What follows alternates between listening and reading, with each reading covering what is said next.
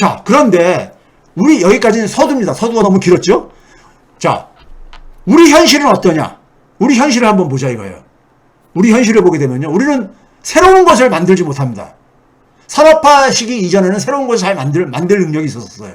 근데 산업화 근대화 이후에는 우리는 항상 추격만 하면서 새로운 것을 만들 능력이 없는데, 대표적으로 삼성을 통해서 오늘 보겠습니다. 삼성이 뭐냐면은 애플에 스티브 잡스가 있을 때 계속해서 비난받았던 게 뭐였었습니까요? 삼성을 가지고 카피캣이라고 했었습니다. 카피캣이 뭐예요? 소위 말해서 그러니까 맨날 그러니까 자기들 거 모방을 하는, 예? 모방을 하는 사기꾼이라 이거죠. 그러니까요. 예? 그렇죠?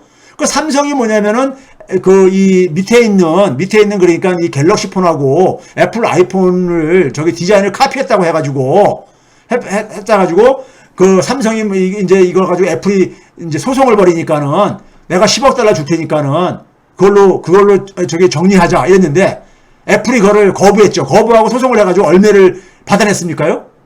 29억 달러를 받아냈죠. 29억 달러를요. 예?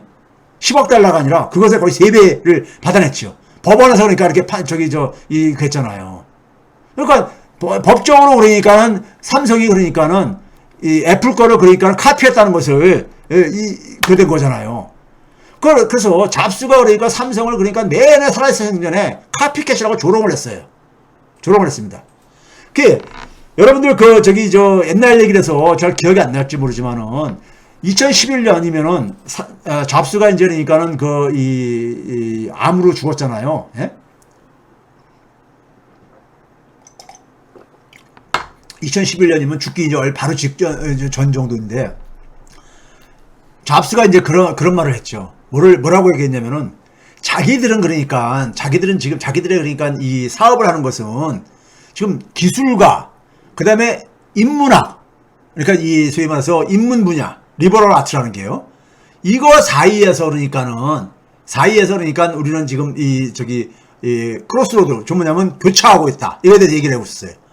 그러니까 뭐냐면 애플의 DNA에는 기술이라는 것이 기술만 가지고는 충분하지가 않다. 기술만 가지고는 충분하지 않다 그랬었어요. 그러니까 이게 애플이 생태계를 만든, 소위 디지털 생태계를 만든 주역이었던 스티브 잡스가 가지고 있는 21세기를 스티브 잡스는 정확하게 이해를 했던 거예요. 그러니까 스티브 잡스는 뭐냐면 기술만 가지고는 충분하지 않다 이거예요. 새로운 생태계를 만드는데. 이게 지금 우리나라 교육에서 굉장히 지금 중요한 이게 메시지가 지금도 갑니다. 지금 스티브 잡스는 이거를 20년 전에 이걸 알았던 거예요. 근데 우리나라는 지금 뭐냐면 서울대 교수, 교육부 장관, 윤석열 대통령은 물론이거냐, 이걸 이해를 못 하더라고요. 최근에 지금 반도체 산업 가지고 오늘 막 얘기를 하는 거 보니까요. 기술만 가지고는 충분치 않다. 이런 얘기를 했어요. 그래서 뭐냐면은 애플의 기술은 뭐냐면 리버럴 아츠하고 결합되어 있는 거다. 결혼해 있는 거다 이거예요. 예? 즉, 애플이라든가 구글은요, 직원을 뽑을 때 기술에 대해서 어떻게 하겠냐면요, 기술이 지금 어떤 기술이 있는지는 알아야 된다. 그렇지만 네가 어떤 특정 기술의 전문적인 엔지니어일 필요는 없다. 이런 식이었었어요. 그 대신 뭐냐면은 그러니까 어떤 기술이 있는지는 알아야 된다 이거예요. 그걸 활용을 해야 되니까요. 예? 기술이란 것은 하나의 도구이고, 예? 중요한 하나의 그러니까 도구이니까요. 그런데 뭐냐면 뭘 또 알아야 되냐면 사람들을 이해도 해야 되고 사회의 변화도 이해를 해야 되잖아요. 그래서 리버럴 아트, 특히 뭐냐면 인문학과 결합된 기술이었었고, 그래서 married with the humanity라고 얘기잖아요. 그렇죠? 지금 뭐냐면 인문학과 결합된 기술이다 이거예요. 애플의 기술은요. 그것이 뭘 우리한테 가져다 줬냐면은 우리의 심장이 노래를 하게 만드는 그런 결과를 가졌다 이거예요. 그래야지만이 뭐냐면은 살아있는 그러니까 하나의 가치를 만들어낼 수 있다 이거예요. 예? 단순한 기술만 가지면 안 된다 이거예요. 근데 삼성의 신종균 씨라고 삼성전자 사장했던 사람이 있었잖아요. 한때요. 신종균 사장이라고 꽤 오랫동안 했던 사람이죠. 이 양반이 뭐라고 했냐면은 이 모바일 분야에 우리가 특히 이 삼성의 모바일 분야를 담당했던 분이었었는데, 이분이 뭐냐면 갤럭시 S4 갤럭시 S4가 굉장히 또 성공적인 작품이라고 얘기했었는데, 갤럭시 S4 발표하면서 갤럭시 S4는 그러니까는 단순한 전화기가 아니다. 아니지만은 이거는 뭐냐면은 기술과 휴머니티, 인문학 사이의 경계를 모호하게 하는 바로 이 소통의 도구다. 이런 식으로 표현했어요. 이게 뭐냐면은 소위 말해서 S4, 갤럭시 S4를 제품을 발표하는 장에서도 고객들한테 전하는 메시지까지 카피를 한 거야. 잡스가 2011년에 얘기한 걸 다시 또 그거 자체까지 카피를 한, 제품만 카피를 한 게 아니라, 스티브 잡스가 가지고 있는 사업 철학까지도 그러니까는 카피를 하는, 그래가지고 이거를 가지고 그러니까는 그런 말 했잖아요. They not only copy Apple's product. 삼성전자는 애플의 제품만을 카피하는 게 아니라, 이제는 뭐냐면 뭘까지 카피를 하려고 하냐면은, 스티브 잡의 철학까지 카피한다 이거예요. 철학까지 갖다 쓴다 이거예요. 이런 모욕을 들었었어요. 이런 모욕을. 그러니까 자기가 세상의 변화를 이해를 못하니까 지금은 철학이 없는 거죠. 철학이 없으니까 철학까지 카피하는 거예요. 이 철학이 있고 없고는요, 엄청난 차이를 만들어냅니다. 지금 그러니까 애플은 많은 주가가 떨어졌어도 한 2조 5천억 달러 정도 되잖아요. 삼성전자는 지금 뭐냐면 3천억 달러 되잖아요. 이거 엄청난 천지 차이가 벌어졌잖아요. 2000년대 초만 하더라도 삼성전자가 훨씬 더 기업 가치가 높았었습니다. 근데 이렇게 천지 차이를 뒤바뀐 이유가 바로 이 철학이었기 때문에, 삼성전자는요. 자, 철학이 왜 없냐면요, 삼성전자는 뭐냐면 새로운 것을 만들지 못해요. 새로운 것을 만들지 못합니다. 삼성전자가 새로운 거 만든 거 여러분 본 적 있어요? 새로운 것의 출발점은 뭡니까? 다르게 생각할 수 있어야 됩니다. 다르게 생각할 수 있어야 돼. 그게 출발점이잖아요. 제가 학생들한테 얘기하면서 그럽니다. 손바닥을 딱 들여보면서, 앞면을 딱 보이면서, 여러분들은 손바닥을 지금까지 공부하면서 손바닥만 보고 살아왔다 이거. 손 하게 되면 손바닥만 떠오르게 이렇게 여러분들 선생님과 기성세대들이 그렇게 가르쳤다 이거예요. 그래서 손 하게 되면 손바닥뿐이 여러분들은 머릿속에서 안 떠올라. 손등은 안 떠오른다 이거예요. 왜? 다르게 생각하는 것을 훈련을 안 받았기 때문에. 다르게 생각하는 걸 안 배웠다 이거예요. 우리의 교육은 다르게 생각하는 것을 키워주지 않습니다. 하나의 정해진 답만 답을 습득하고 암기하고 이런 것만 가르쳐주죠. 극단적으로요. 그런 데서 어떻게 새로운 게 나오겠어요. 새로운 게 어떻게 나오겠냐고요. 이게 뭡니까? 피카소의 그림이죠. 피카소 그림 제가 좋아하는데 두 가지만 이렇게 그랬습니다. 하나 왼쪽은 우는 여인이라고 제목이 되어 있는 거죠. 오른쪽은 뭐냐면 아비뇽의 소녀들. 이런 제목을 갖고 있는 작품이고요. 이거를 사람들은 작품을 보면서 다 해석은 다 열려 있는 거 아니겠습니까? 제가 이제 우는 여인을 보면서 가는 것은, 이게 우는 모습의 모습이 뭡니까? 여인이 앞모습하고, 여인의 옆모습이 이렇게 지금 중첩되어 있는 거잖아요. 중첩되어 있는 거죠. 그러니까 사람의 모습은 어디에서 보냐에 따라서 다른 모습을 볼 수 있다는 거잖아요. 그 다음에 우리가 아비뇽의 소녀들에서는 이런 얘기더라고요. 여기 보게 되면 이게 이집트 여인도 있고, 스페인의 전형적인 여인도 있고, 중간에는, 그 다음에 아프리카 여인도 있고, 그러는데, 여인의 모습도 굉장히, 그 당시에 헛복간 달려면 굉장히 각진 모습으로, 신체를 굉장히 각진 모습으로 이렇게 딱딱 표현을 했잖아요. 그러니까 우리가 여인하게 되면 굉장히 부드러운 곡선을 우리가 이렇게 가는데, 그런 모습으로 고정된 관념만 갖지 않기를 바라는 거죠. 다르게 보는 것을. 저는 그랬다고, 피카소는 계속해서, 이게 20세기 초 작품들이잖아요. 피카소는 뭐냐면은 굉장히 다르게 볼 수 있는, 사람들이 가지고 있는 고정관념을 가지고 있는 문제들을 깨트려주는 것을 저는 굉장히 기여했다고 봐요. 근데 20세기 초에 피카소가 이 정도의 창의력을 피카소의 창의력을 굉장히 우리는 예찬을 하면서, 우리는 피카소 수준도 아직도 미달하고 있는 게 아닌가, 우리의 교육은. 제가 그래서 이제 이걸 빌린 거고요. 그럼 한국인들은 왜 새로운 거, 즉 다른 것을 보지 못하는가? 제가 이걸 보게 되면요. 우리나라는 흑백 논리에 굉장히 사로잡혀 있는 사회입니다. 다른 나라들보다 특히 심합니다. 흑백 논리란 건 뭐예요? 사물을 흑과 백으로 이분법으로 구분하는 거죠. 흑 아니면 백. 그렇죠? 그래서 뭐냐면 흑과 백 중에서 흑과 백이 더 나아가서는 선과 악이죠. 하나는 선이고 하나는 악인 거예요. 예? 그러니까 소위 말해서 종교적인 근본주의와 이념적인 근본주의. 이게 그러니까 짓누르고 있는 사회죠. 그러니까 뭐냐면 선과 악으로 나누니까는 악이라는 것은 이것은 그러니까 기본적으로 타파해야 될 대상이잖아요. 예?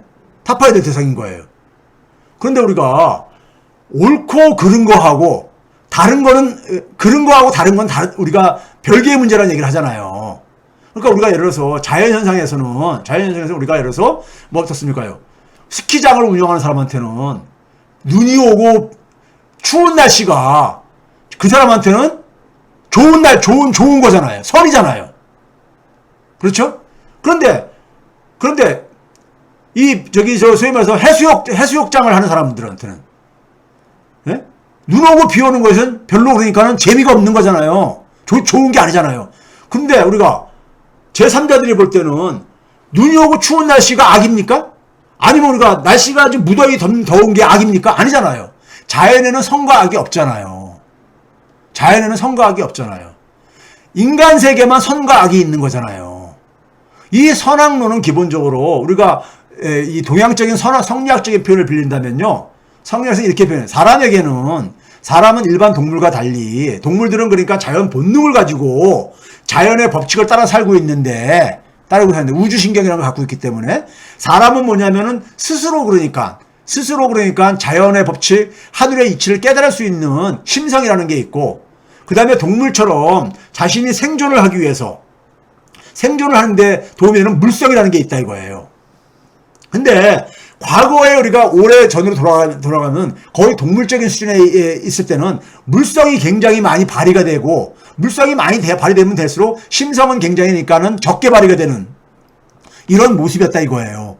그런데 이런 것을 보고서는 우리가 소위 말해서 인류 사회니까 소위 말해서 4대 성인이라는 하시는 분들이 그러니까 종교 졸업한다면 예수님이라든가 부처님이라든가 아니면 동양에서는 그러니까 우리가 유교의 그러니까 공자님이라든가 이런 분들이 이런 인간들을 보다 더 그러니까는 이 제대로 이제 그러니까는 심성을 발휘하게 하기 위해서 심성을 발휘하게 하려니까 물성을 억눌러야 되는 거예요. 그렇게 해가지고 뭐냐면 선을 강조했던 거죠. 선을 행하라고. 그래서 뭐냐면은 원수도 사랑하라고. 원수를 어떻게 사랑을 해요? 쉽지 않은 거잖아요. 근데 원수를 사랑하라는 것은 그만큼 감정 혹은 물성을 억누르라는 얘기죠. 예? 참을인자 3개면 우리가 살인을 면한다 이런 얘기도 참아라 이렇게 했잖아요. 그게 바로 심성을 발휘시키기 위한 거였었죠. 그러니까 우리가 종교라는 것이 마루종자에다가 마루종이라는 게 으뜸의 가르침이라는 얘기잖아요. 가장 으뜸되는 가르침이잖아요. 그러니까 우리가 인류의 그러니까 소위 말해서 4대 성인들이 인간들을 보니까는 2000년 전 그때 보니까는 굉장히 그러니까는 야만적으로 산 거예요. 동물적인 수준으로. 근데 이들은 그러니까는 우리가 어렸을 때는 그러니까는 제대로 우리가 배우기 전에는 굉장히 그러니까 거의 본능적으로 살잖아요. 근데 부모님한테 배우고 학교의 선생님한테 배우면서 우리가 스스로 그러니까 죄송합니다.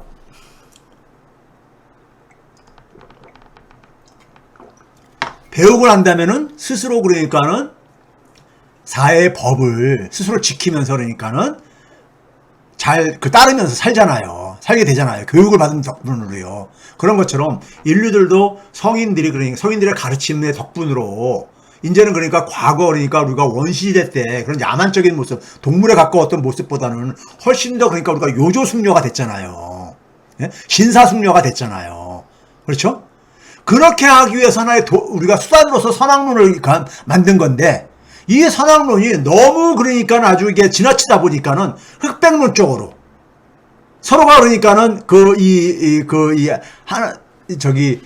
같이 그러니까 존립할 수 없는 모든 것을 그러니까는 선악으로 그가 구별하려고 하는.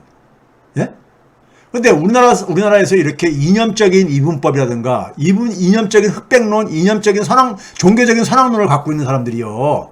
예를 들어서 서양이나 이런 데 가서는요. 거기서는 그렇게 자기들 한국사에서 막 그러니까 이렇게 막 시위를 하고 하는 모습들을 못해요, 나가서는요. 예. 유럽이나 적어도 캐나다나 이런 데서 이런 것들이 용납이 안 되거든요. 예? 저 사람 미친 사람 아니야? 뭐 이런 식으로 이제 그러니까 손가락질을 받잖아요. 근데 대한민국에서는 이렇게 극단적인 그러니까 이분법, 흑백론, 선악론에 빠져 있는 사람들이 목소리가 굉장히 크잖아요. 예? 목소리가 굉장히 크잖아요. 그렇죠? 이게 왜 그러냐? 저는 이게 그러니까 우리나라 같은 경우 이 분단 때문에 커다란 요인 중에 하나가 분단이라고 생각합니다. 분단이라는 게 바로 뭡니까? 반공주의. 반공주의는 뭐예요? 공산주의는 악인 거잖아요. 공산주의는 악으로 선정한 겁니다. 즉 북한은 악이고 남한은 선인 거예요. 그러니까 우리가 이 국토가 분단됐다는 건 남한과 북한으로 분단됐다는 것은 이 물리적인 공간만 이게 단절이 된 게 아니라 북한을 그러니까는 악마로 규정을 해야 되는 거예요. 그러니까 뭐냐면 우리의 인간 의식도 정신도 단절이 된 거죠. 그 저희 세대만 하더라도 그 지도를 보게 되면은 북한 이쪽은 쳐다보지 않고 살았어요. 예? 않고 살았어. 왜? 그쪽 위에는 전부 다 공산주의 진영이니까. 공산주의 국가에다가. 거기는 뭐냐면 악인 거예요, 악. 예? 근데 이런 것들이 지금도 우리 사회를 지배를 하고 있잖아요. 예? 그런데 저는 이러한 흑백론, 이분법론, 그 다음에 선악론 이런데 빠져 있으신 분들은, 이런 분들의 자녀는요, 솔직히 제가 말해서 21세기에 적응하기 어렵습니다. 왜 그러냐? 다른 것을 못 봐요. 다른 것을 그러니까 수용하지 잘 못해요. 자신이 믿는 거하고 다른 것을 잘 수용을 못해요. 네? 왜? 절대적으로 그러니까 이분법적으로 이렇게 보는데 익숙해 있으니까요. 네? 흑백론으로 구분하는데 익숙해져 있으니까. 그런 분들이 가정교육을 한 자녀들이 다른 것을 잘 보는데 이런 사고가 유연하겠냐고요. 새로운 것을 만들 수 있겠냐고요. 예? 이게 기본적인 우리 사회 이게 문화, 예? 흑백론, 이분법론, 종교적인 선악론, 이런 근본주의적인 이분법 이런 것들이 가정교육에서 굉장히 심대한 영향을 미치고 있습니다. 자녀들한테도요. 자, 이게 이제 첫 번째가 우리가 다른 것을 잘 보지 못하는 이유인 것이고요. 예? 이것이 가정교육, 학교교육에서도 심지어 뭐 정치, 사회에 나가서도 계속 이런 것들이 그러니까 계속해서 국민들에게 강요를 하고 있잖아요. 지금도 여전히요. 그렇죠? 강요를 하고 있잖아요.